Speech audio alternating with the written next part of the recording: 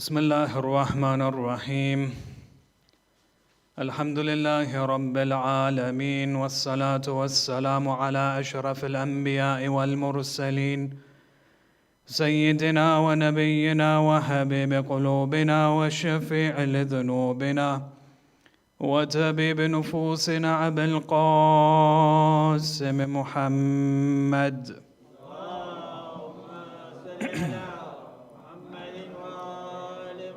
والصلاة والسلام على أهل بيته الطيبين الطاهرين المعصومين المظلومين ولعنة الله على أعدائهم أجمعين إلى قيام يوم الدين وفقنا الله وإياكم بعلم وعمل صالح إن شاء الله بذكر الصلاة على محمد وآل محمد اللهم صل على محمد وآل محمد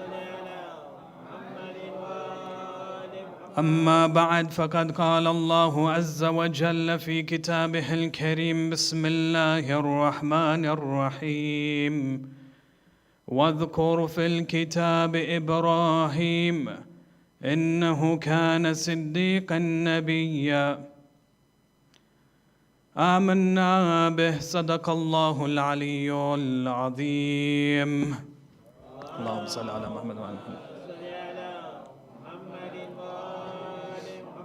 Respected elders, brothers and sisters, Assalamu alaikum wa rahmatullah wa barakatuh. Again, it's a pleasure for me personally to start giving majalises in front of a crowd instead of giving majalises in an empty hall. It's nice to see that the center again is gathered with all of the mu'mineen and the mu'minat. For those of you who've been following the series that I began last week, I began the series looking at the biography of Nabi Ibrahim alayhi salam. Just to briefly recap what I explained the previous week, and then I'll move on to the new discussion for tonight, inshallah. Last week we began the biography of Nabi Ibrahim saying that he was born in a very uncomfortable period in history, where the prophecy was given to Nimrod that a child will be born in his kingdom that will overpower him. Now remember, Nimrod, he came well before Nabi Musa alayhi salam. The story of Nabi Musa is very much well known to us. But it wasn't the first time that it took place. In fact, the similar circumstances happened many centuries before in the time of Nabi Ibrahim alayhi salam. He said that Nabi Ibrahim was born in this era. When he was born in this era, his mother quickly smuggled him out of the city and placed him in a cave. And when he was in the cave, from the night he was born, Allah subhanahu wa ta'ala looked after him and made sure that the angels were looking after him as well. And when his mother came back to the cave after she had abandoned Nabi Ibrahim alayhi salam, she saw that he was perfectly well, just as if he was being looked after by a hidden hand. And so she kept on leaving the city and coming to visit her son in the cave. And she raised Nabi Ibrahim for 13 years.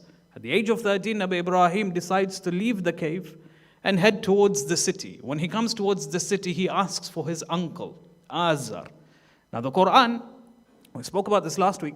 The Quran refers to Azar as the father of Nabi Ibrahim alayhi salam. And we looked at the Quranic perspective as to how he cannot be the father of Nabi Ibrahim alayhi salam. In the sense that a prophet, infallible, who is unable to make any mistakes, has to come from a pure, clean lineage. The mother has to be pure as well as the father. The mother of Nabi Ibrahim went by the name of Sarah. Sarah, she was a daughter of a prophet of Allah subhanahu wa ta'ala. He was a Nabi, but he was not a Rasul. And she was a believing woman. Unfortunately, in the 13 years of Nabi Ibrahim's life in the cave, his father passes away. His father's brother is Azar. She marries Azar. When she marries Azar, Azar officially becomes the stepfather of Nabi Ibrahim alayhi salam. Nabi Ibrahim returns to his uncle, Azar returns to his mother, and he takes him under his wing. He raises him like his own son. He has this love for Nabi Ibrahim because he sees a lot of resemblance of his old brother, of his deceased brother. So he decides to raise Nabi Ibrahim alayhi salam. And we ended the discussion last week saying that Azar took Nabi Ibrahim alayhi salam to the temple to introduce him to the gods. Now when he took him to the temple to introduce him to the gods, Ibrahim was standing and he saw all of the priests worshipping these idols around them. His uncle Azar being one of the chief priests, the senior priests there. As they're worshipping, chanting and performing all of these acts of ibadat, he turns to these people, these priests, and he asks them, "Ma ta'budun?" What is it that you're worshipping? Now this question alone isolated Nabi Ibrahim from the rest of his community. In which way? In the way, number one, he was a stranger. No one knew him. No one had seen him before. All of a sudden, a youth has appeared from nowhere. Not only that, but he is under the wing of Azara. Azara is like a celebrity. His chief priest of his community, of his city. So, all of a sudden, all of the eyes are on Nabi Ibrahim alayhi salam. Who is this youth that is questioning our gods? Number one. Number two, does he not know what this temple is? Does he not know who these gods are? Where has this youth been? A child who is raised in such a community from a very young age, just like how we bring our children to the Masjid, they used to take their children towards the temples and they used to worship these idols. How can a child, 13 years of age, not know who these gods are? 13 years is, it's like adulthood for people of those times. If a young girl was getting married at the age of 9, then imagine a child of 13 years. So where has this boy been that he does not know who these gods are? Number one. Number two, how dare he refer to our gods as what? Ibrahim, he says, "Ma ta'budun?" What are you worshipping? Not who you are worshipping. He says, how dare he refer to our gods as a what, not a who? As in these gods, they are the source of our life, our rizq, our sustenance, our life, everything comes from them. And he has the audacity to refer to them as a what? So all of a sudden, in a single statement, Ibrahim alayhi salam was isolated from his entire community. Then as they carried on their chanting and their ibadat, he asks them, he says, "Can these idols that you're worshipping, can they see you or can they hear you?" They were shocked with such a statement. They had never been challenged in this way before. So one of them came forward and he said to Ibrahim alayhi salam, "It doesn't matter whether they can see us or not. We worship them because our forefathers used to worship them. It worked for them, it will work for us." Azar, when he heard this dialogue taking place between the priests and Nabi Ibrahim, quickly takes him home. He hastens back to his house and he sits Ibrahim down. And he's about to speak to Ibrahim. The moment he opens his mouth, Ibrahim interjects and he says, "My uncle, ya abati, indeed I can see that you and your qawm are in the state of dhalalim mubin. You are in manifest error. Worshipping idols is not the right way. It's not the right thing to do." So his uncle says to him, "Ibrahim, you don't want to worship these idols?" He says, "No." He says, "Why not?" Ibrahim says, "I do not consider them as gods." He says, "That's not an issue. Because in our community, we have what is known as lesser gods and we have something which are known as greater gods. If you don't want to worship the lesser gods, let me introduce you to our greater gods." So now Nabi Ibrahim is intrigued. Who are these greater gods? And so the ulama came and they explained that in the community of Nabi Ibrahim alayhi salam, there were two factions amongst or within the society. There were those who used to worship the idols. They used to go to the temples and whatnot. And then the other faction, the other community, the second half of the community, used to worship the celestial bodies. They used to worship the sun, the stars, and the moon. So there were two factions within the society of Nabi Ibrahim. The greater gods were those who used to worship the celestial bodies. So he says, "Ibrahim, if you don't want to worship the lesser gods, let me introduce you to the greater gods." He says, "Introduce me to the greater gods." So they waited for that particular moment in time in history. Azar then tells Ibrahim alayhi salam that tonight we will go and I will introduce you to the greater gods. So he takes Ibrahim alayhi salam towards the temple. He comes to the temple, he takes him to the roof of the temple. When he comes onto the roof of the temple, and remember, we're not talking about a mud house that is filled with idols. This is a civilization. A massive temple has been created, built, which are filled with idols that are massive, that are huge. So he takes him towards the roof of the temple, which is fairly high, and on the roof there are different types of priests. He comes towards the first priest or the first group of priests and they're waiting. So Ibrahim alayhi salam says to them, what are you waiting for? And they reply, we are waiting for our God. Then the ayah of the Quran explains, فَلَمَّا جَنَّ عَلَيْهِ اللَّيْلِ. And when the night came upon them, when the horizon became dark, رَأَى الْكَوْكَبَ. Ibrahim alayhi salam saw a star. فَقَالَ هَذَا رَبِّي. And then he said, this is my Lord. These are the words of Nabi Ibrahim according to the Holy Quran. He saw a star and he said, هَذَا رَبِّي. This is my Lord. فَلَمَّا أَفَلَ قَالَ لَا أُحِبُّ الْعَافِلِينَ. But when that star descended, when it began to disappear upon the horizon, he said to them, I do not love those who disappear, those who set. Then they said to him, if you don't like the star, then wait a moment, you will see something else. He waited a moment and he saw in one direction the moon. فَلَمَّا رَأَى الْقَمَرَ بَازِغًا. And when he saw the full bright moon, it was that very specific time of the year when the moon was bright. He said, فَلَمَّا رَأَى الْقَمَرَ بَازِغًا قَالَ هَذَا رَبِّي. He said, this is my Lord. فَلَمَّا أَفَلَ. When that moon set, in the dusk of dawn, when that moon disappeared, قال Ibrahim alayhi salam says, إني لئن لم يهدني ربي لأكونن من الضالين. If Allah had not guided me, if my Rabb does not guide me, then indeed I will be in darkness, amongst those who are misguided. They said to him, if you reject the moon, no problem. There's another God that is coming out. The sun begins to rise. فَلَمَّا رَأَى الشَّمْسَ بَازِغًا. And when he saw the sun rising, قَالَ هَذَا رَبِّي. He said, this is my Lord. هَذَا أَكْبَرُ. And he gives justification. He gives a reason as to why this has to be a God. He says, because this is greater than the star and the moon. But فَلَمَّا أَفَلَتْ. When the moon began to set at the time of Maghrib, قَالَ يَا قَوْمِ إِنِّي بَرِيءٌ مِّمَّا تُشْرِكُونَ. He says to his people, O my qawm, indeed I distant myself. Bara'a. I am distancing myself from what you ascribe towards Allah subhanahu wa ta'ala. Now there's multiple discussions surrounding this particular incident. The first discussion is, what is the kawkab? What is the star referring to? The first, they say that the star is referring to the planet Venus. It wasn't the stars of the skies in particular, but it was referring to Venus. So Allama Tabatabai in this particular discussion, he came and he said it was that time, that very specific time during the winter when the planet Venus could be seen. This was what is referred to as the kawkib.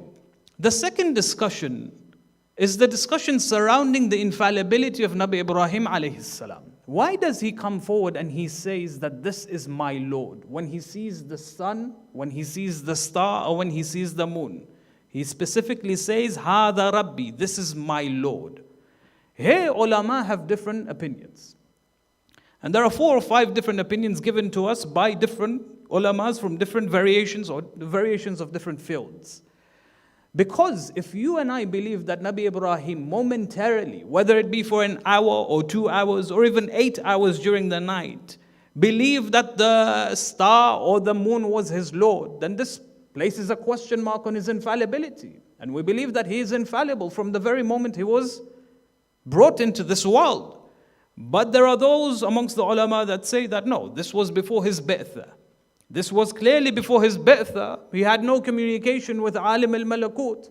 And so even if he performs shirk, it's not an issue because Allah had not given him the risala yet. So this was the first amongst the ulama. They said that it's possible for Ibrahim to commit the gravest of crimes like shirk. This is rejected. The second opinion, the ulama came and they said that Nabi Ibrahim was still a young child. He had just come out of a cave. He had never seen another human being except for his mother, let alone a civilization. He was never exposed to a system like he was exposed to now. When he saw this, he was still in the process of learning. He was a young child. He was not even baligh yet. And he didn't understand the realities of this world. And so he said what he said. This again is not a very effective opinion, and it's something that we reject. The third opinion is an opinion given by Allama Tabatabai. Allama Tabatabai rahmatullah alayhi in Al-Mizan, he explains. He says, look, Nabi Ibrahim alayhi salam was still searching for the truth. He was still yearning for the truth. Perhaps there is a possibility that he hadn't connected with Alim al-Malakut, but he was still acting according to his fitrah. The fitrah of the human being is so powerful that if it's not affected by the materialism of this world, by our desires, by what we're educated in the schools, by our culture or the system that we live in, if a person was to merely act according to his fitrah, he would believe that there is only one God. Ibrahim was still acting on his fitrah, and he was still yearning and searching for the truth. And therefore, when he comes forward and he says, "This is my Lord," he's yearning for the truth. This was the third opinion. The fourth opinion, he was saying this rhetorically. He was providing rhetorical questions. قَالَ هَذَا رَبِّي, is this my Lord? This is again, it's a very effective opinion given to us by our ulama, that when they introduced Ibrahim to his lords, to their different types of gods, he was questioning them rhetorically. Deep down in his heart, he rejected all of these gods. The fifth opinion given to us by Sheikh Jaffer Subhani, Ayatollah Al-Udhama Sheikh Jaffer Subhani, one of our greatest minds today. Remarkable individual. His works are something that need to be studied. He says that we need to try and break down the different discussions taking place in this verse. And he comes forward and he opens the discussion in a new dimension. He brings out he approaches the discussion from a linguistical perspective. He says, look, the Quran says that when Ibrahim looks at the star and he looks at the moon and then the sun, he refers to these three entities as Rabb. So basically his discussion is, or his answer is, his interpretation is that Nabi Ibrahim alayhi salam accepts what they are saying. He doesn't believe in it. To accept one thing is different from believing in it. He accepts what they're saying, but only to refute them with a harder argument. And this is a style that we use in debate. This is a strategy.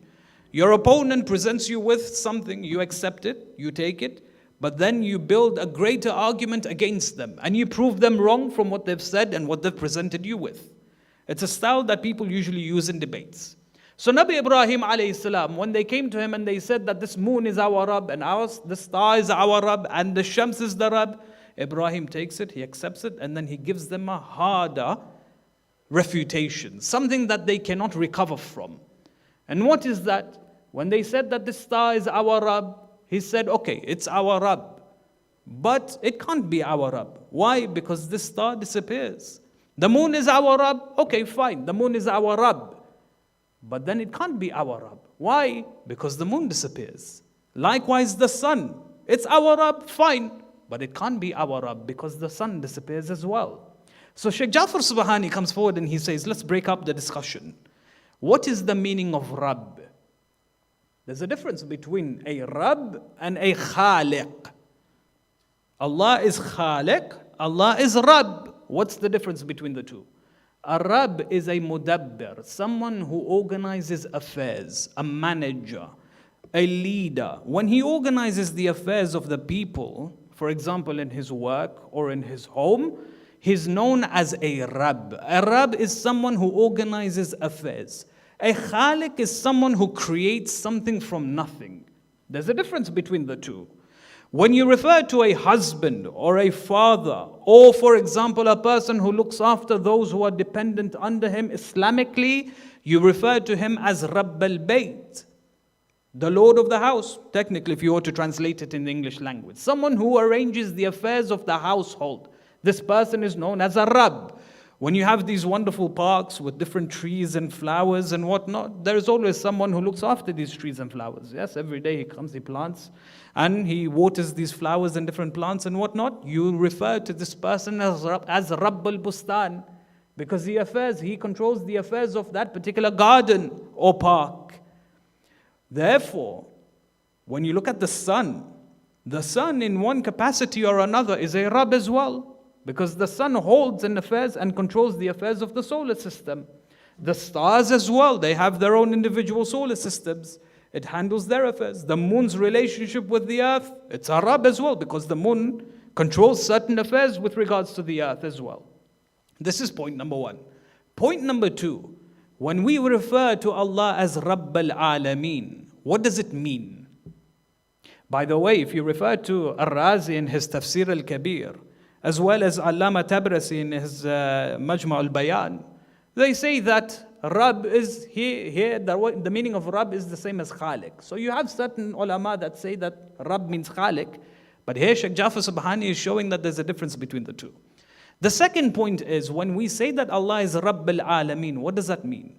It means that Allah manages our affairs in its totality. Every aspect, dimension of our lives is arranged by Allah subhanahu wa ta'ala. Our wealth given by Allah. Our possessions given by Allah. Our health given by Allah. Our knowledge, our wisdom. Every second that we breathe in this world, it is because Allah has willed it so. In Dua Joshan al-Kabir, what do we say? We say, Ya Mudabbir al-Umur, the one who arranges the affairs of every single living being in this world. The ayah of the Quran, there is not a single living being on the face of this earth that walks illa ala Allahi rizquha, that its rizq is provided by Allah subhanahu wa ta'ala. Not just the human beings, but the plants and the animals as well. Everything is arranged by Allah subhanahu wa ta'ala. Point number three. When Ibrahim turns to his people and he says in regards to the moon, Hada Rabbi, this is the concept that's there in his mind. This moon is my Lord? They said to him, yes. He said, he can't be my Lord. They said, why not? He says, because the moon disappears. The sun disappears. The star, Venus, disappears. Anything that arranges and controls the affairs of another thing, it has to constantly be there alongside it. It has to be present. It cannot disappear. It cannot be inexistent at one point in time and then for it not to be existent at another time. For something to be recognized as a Rabb, it has to constantly be there present. If you believe that your Rabb is physical, a thing, fine, but it has to always constantly exist alongside you. You can't be in a different room, for example, and your idol to be in one room, because it's not a Rabb. It has to listen to you. It has to hear you. Your son, Ibrahim was telling them, if you believe that the sun is the source of your life, then you should disappear the moment the sun disappears. But you don't. You continue to exist, even when the sun has gone, has disappeared. Meaning that the sun is not your Rabb. Likewise the moon and the star. Your Rabb has to constantly be there alongside you. When we come forward and say that Allah is Rabb al-Alameen, first and foremost, we don't even believe that Allah is physical. Allah transcends the laws of physics and the laws of chemistry and biology. Allah is not physical for me to limit Him in such a way. Allah is beyond this, limitless. Therefore, wherever I turn, I see the face of Allah. Allah is everywhere where I go. Yes? I can recite dua wherever I am. In my car, in my masjid, for example. Wherever I am, because I believe that Allah is everywhere. This is the qualities of a Rabb, that He is everywhere. When the priests heard these arguments, this is a profound argument given by Nabi Ibrahim alayhi salam, that when you believe in a Lord, when you believe in a Rabb, it has to constantly exist alongside you. Otherwise, it's not a Lord. When they heard these arguments given by Nabi Ibrahim alayhi salam, they were shocked, to say the least. They were cornered. When you corner someone, what happens? They react violently, yes? They began to threaten Nabi Ibrahim alayhi salam. How dare you speak to our gods in such a way? Ibrahim, if you reject our gods will harm you and they will kill you. Nabi Ibrahim alayhi salam laughs at them. He says, how can your God harm me when your God cannot even see you or hear you? Your gods cannot benefit you or harm you, let alone harm me. Now the Quran uses a very specific phrase that Nabi Ibrahim alayhi salam said. Nabi Ibrahim is very specific in his words. He doesn't say that your gods have no power whatsoever. He says, your gods have no power except if my God gives them power. Meaning that if I'm close to an idol and the idol through the forces of nature falls on my foot and breaks my foot, it's because my Lord has allowed that to happen. Your gods, they do have power if and only if my God has given them that power. Otherwise, they have no power in them whatsoever. And then he says to them, you threaten me with fear whilst you worship your gods and you reject my God? Not only do you reject my God, but you ascribe to him partners and you commit the gravest of crimes against my Lord. Who has the right to be safe between you and I? In these two parties, who has the right to be secure? If only you knew. Then Azar immediately takes the hand of Nabi Ibrahim alayhi salam and he brings him home. When he brings him home, he sits him down. Azar, you can imagine, he's fuming. He turns to Ibrahim alayhi salam. Before he utters a word, Nabi Ibrahim alayhi salam, he says, وَإِذْ قَالَ إِبْرَاهِيمُ لِأَبِيهِ يَا أَبَتِي لِمَا تَعْبُدُ مَا لَا يَسْمَعْ وَلَا يُبْصِرُ وَلَا يُغْنِي عَنْكَ شَيْئًا. It says, my uncle. And these words are beautiful words. Words of love. Nabi Ibrahim loved his uncle. This was a challenge. This was a bala for Nabi Ibrahim to see someone that he dearly loves to worship an idol and commit shirk. He says, Ya abati, oh my father, my uncle, why do you worship something that cannot see you, something that cannot hear you, and something that cannot harm you or benefit you in any way whatsoever? Again, Nabi Ibrahim is now challenging his uncle. He's full of ammunition now. Nabi Ibrahim alayhi salam is saying to his uncle, why do you worship something that cannot see, that cannot hear you? There's a beautiful point behind this. When you worship something, that thing knows that has to know that you're worshipping it. As in, what's the point of worshipping something if it doesn't know that you're worshipping it? We worship Allah, and Allah knows that we're worshipping it. When you worship an idol, the idol doesn't even know that you're worshipping it, because it cannot see, it cannot hear, it has no power in itself. It's a profound argument. And then it goes on to say, Ya abati, O my father. Sallu ala Muhammad wa ala Muhammad.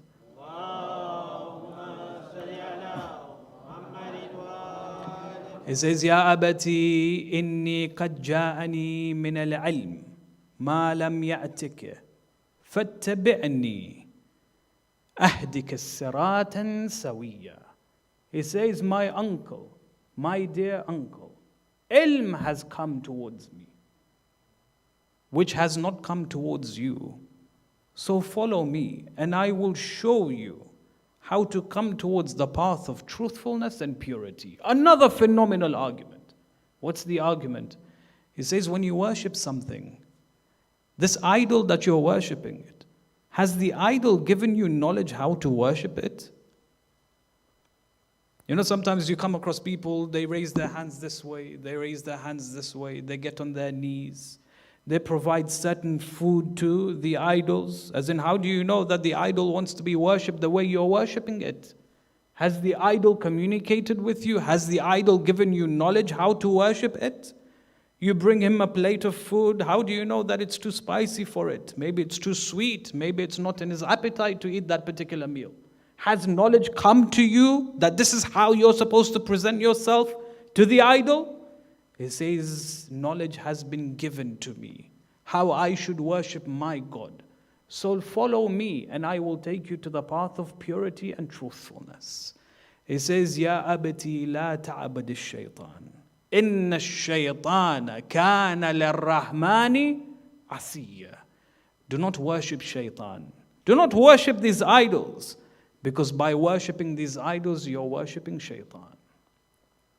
He says, oh my uncle, if you carry on the way you are carrying on, then you will receive the punishment of Allah subhanahu wa ta'ala. And you will turn to shaitan to save you. But shaitan won't be able to save you when the adhab of Allah comes down on you. When he says these admonitions, words of admonition, Azar is now furious and he gives the ultimatum. He says, Ya Ibrahim, leave my house. If you reject my gods, then there is no place for you in my house. If you continue to live in my house, then I will punish you with a severe punishment. I will stone you until you die. Before that happens, pack your things and leave my home and never return. Ibrahim turns to his uncle and he says, Salamun alayk. I will pray for forgiveness for you. Meaning what? Meaning I pray that Allah subhanahu wa ta'ala guides you towards the right path. Then he packs his things and he leaves his home. And they both part ways. He has this debate with his uncle twice. And after the second debate, he's exiled. He breaks off all communication with his uncle. Or rather, his uncle breaks off all communication with Ibrahim. But Ibrahim, because of the love that he has for his uncle, he admonishes him again and again and again. They say, according to the narrations, many months go by, many years go by. Nabi Ibrahim has now become a young man, and he has officially begun his tabligh openly. His tabligh began where? First and foremost in his own home. When he saw that his uncle did not come towards Islam, then he began his tabligh openly to the public. First it was private, then it became public. Just like how Rasulullah began his tabligh. First it was private, and then it became public. When it became public, he would have constant debates with the idol worshippers. Many years go by, and only a handful of people came towards his path. Amongst them was his mother, Sarah. They say that his mother was the daughter of a prophet. She had a sister who was also the daughter of that same prophet. She went by the name of Ruqayya, or according to some narrations, Waraqa. Waraqa and Sarah were both sisters.